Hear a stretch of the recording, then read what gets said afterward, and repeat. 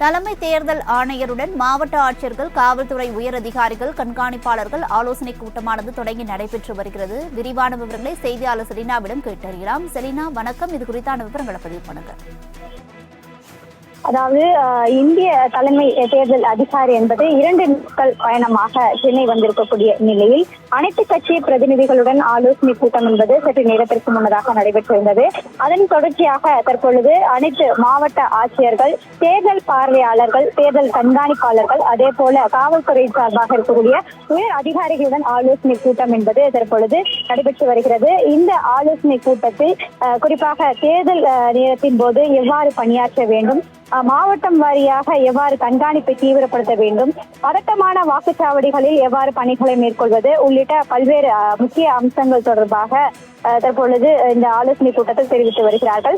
அதே போல குறிப்பாக பார்த்தோம் என்றால் தமிழகத்தை பொறுத்தவரையிலும் 40 தொகுதிகளிலும் போலி வாக்குகள் செலுத்தாமல் முறையாக இந்த வாக்குச்சாவடி மையங்களில் பணியாற்ற வேண்டும். அதனை தொடர்ச்சியாக கண்காணிப்பது தொடர்பாக எவ்வாறு பணிகள் மேற்கொள்வது, அதே போல பார்த்தோம் என்றால் மற்ற மாநிலங்களை வைத்து ஒப்பிட்டு தமிழகத்திலும் எவ்வாறு இந்த தேர்தல் முறைகளை கையாள்வது உள்ளிட்ட பல்வேறு ஆலோசனைகளையும் தேர்தல் ஆணையர் சார்பாக வழங்கியிருக்கிறார்கள்.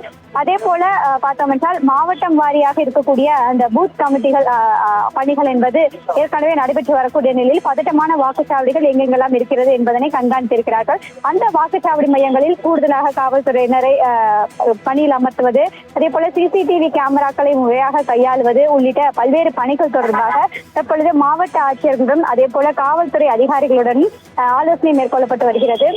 தமிழகத்தில் எத்தனை வாக்குச்சாவடி மையங்களில் பதட்டமான வாக்குச்சாவடி மையங்கள் இருக்கிறது, அதே போல விஐபிகளுக்கு எத்தனை வாக்குச்சாவடி மையங்கள் இருக்கிறது உள்ளிட்டவைகள் தொடர்பாக இந்த ஆலோசனை கூட்டத்தின் வாயிலாக ஆலோசனை என்பது மேற்கொள்ளப்பட இருக்கிறார்கள். அரசியல் கட்சி பிரதிநிதிகள் சில முக்கியத்துவம் வாய்ந்த கோரிக்கைகளை முன்வைத்திருக்கிறார்கள். அந்த முக்கியத்துவம் வாய்ந்த கோரிக்கைகளையும் இந்த ஆலோசனை கூட்டத்தின் வாயிலாக எவ்வாறு அந்த ஆலோசனை கூட்டத்தில் எடுக்கப்பட்ட முடிவுகள் தொடர்பாகவும் அரசியல் கட்சி பிரதிநிதிகள் தெரிவித்திருக்கக்கூடிய கோரிக்கைகளின் அடிப்படையிலும் என்னென்ன மாதிரியான மாற்று ஏற்பாடுகள் செய்வது உள்ளிட்டவர்கள் தொடர்பாக தலைமை தேர்தல் அதிகாரி ஆலோசனை என்பது நடத்த இருக்கிறார். அதே போல மாவட்டம் வாரியாக இருக்கக்கூடிய அனைத்து பணிகளையும் மேற்கொள்வது தொடர்பாகவும் இந்த ஆலோசனை கூட்டத்தில் முழுமையாக விவரிக்க இருப்பதாகவும் தெரிவித்திருக்கிறார்கள்.